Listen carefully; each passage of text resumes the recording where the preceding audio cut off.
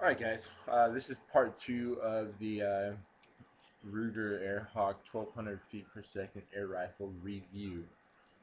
First video I talked about the pellets I used. Now this video I'm going to talk about how I sighted in my rifle scope and you know how to do that and the different you know um, ballistic patterns is like we call it for pellets. So first off, the scope that I use is this didn't come with a gun, specially ordered scope. It's a Tasco.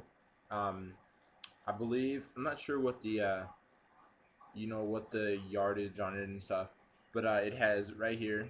You can see this little thing right here is for it's a zoom lens. So you turn it. It's a 3 to 9 power. Um, and what that does is you can have it at 3 power if you're shooting something, say at maybe 20 yards, and say you have like a rabbit or something maybe out at 50 that you can't quite see, that good of through the scope. Then you can go from a 3 power up the scale to say like a 6 through 9 power, and instead of having that rabbit where looking through the scope, instead of having that rabbit look like a tiny little um, pinhole, um, you can throw this scope on the 9 power, and you can have that whole rabbit light up your scope. So that's one thing I like about this rifle scope. um, and the other thing we have on any scope is the turrets, and as we have right here, we have the elevation turret and your width turret. So right here, this is your turrets for adjusting your scope, left or right. And then we have our turret up here, um, where we adjust is our elevation turret. So our up and down turret, um, and whatnot. So what I'm going to do is I'm just going to talk to you briefly about how I sighted in my rifle scope. I had one request, and so I thought, what the heck, I don't have anything to do today, and it's getting ready to snow outside. So why not do a little video on what pellet I use and how I, the different ballistics as we called it. If I can just get this cap back on. Anyways, so the first pellet I'm gonna choose is the Gammo, as you saw in the first video. And this pellet is a pointed pellet, and so different. I started to briefly describe. Each pellet has its own pattern. So like on this Gammo pellet, it has a sharp point, but it also has a little wind reduction slot on it, and it also has parallel pattern lines. So this is going to help the bullet fly or the pellet fly straighter than say this Beeman pointed pellet. Now they both have pointed pellets, but the difference between the Beeman and the Gammo is that the Beeman doesn't have pellets or it doesn't have parallel lines on it. So each pellet has its own pattern. So what I mean by that is, right now my rifle scope is sighted in to the Beeman pointed pellet.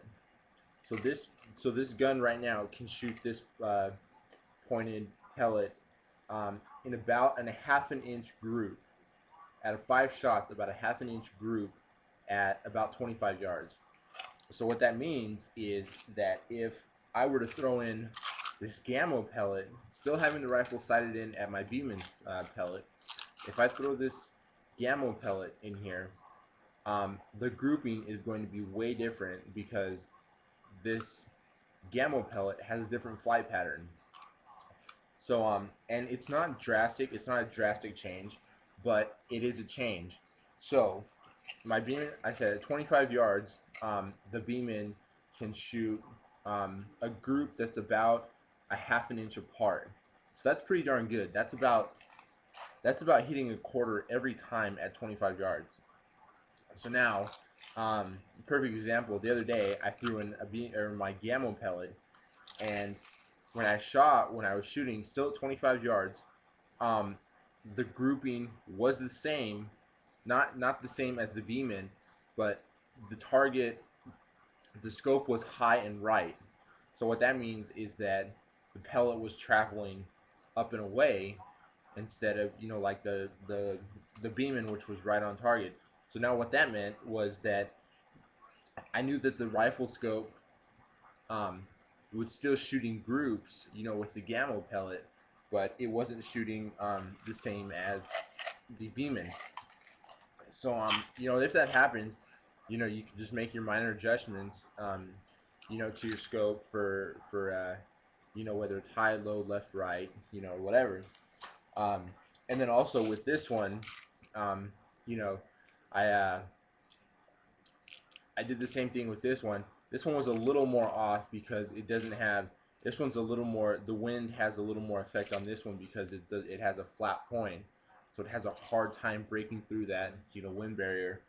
But either way, what I like to do is with my pellets, what that I get is I like to get all the same kind.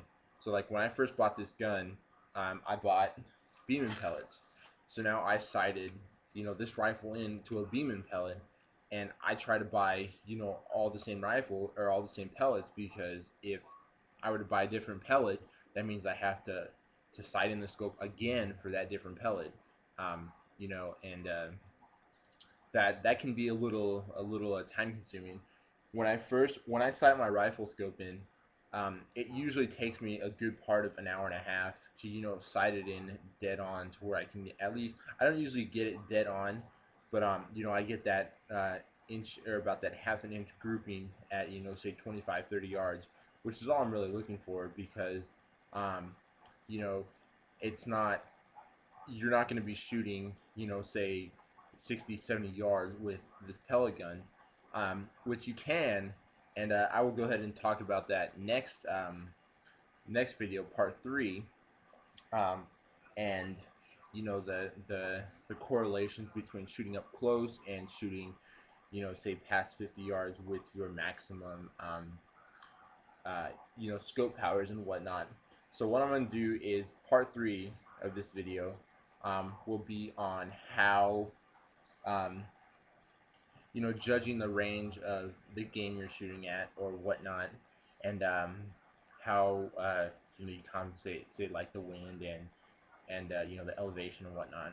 So yeah, basically that video, that's just explaining how different pellets work and how the different patterns work.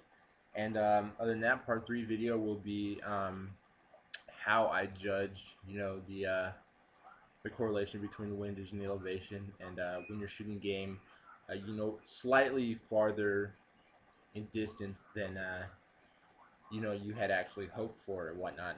So that's about it, guys. And comment, question, whatever you want. I'm not an expert in these, but I do know more than the average person.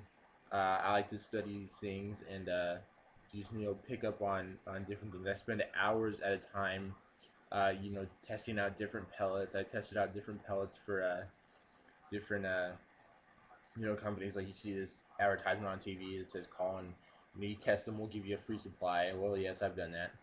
Other than that, that's about it. Part 3 coming in just a few minutes. Take care, guys.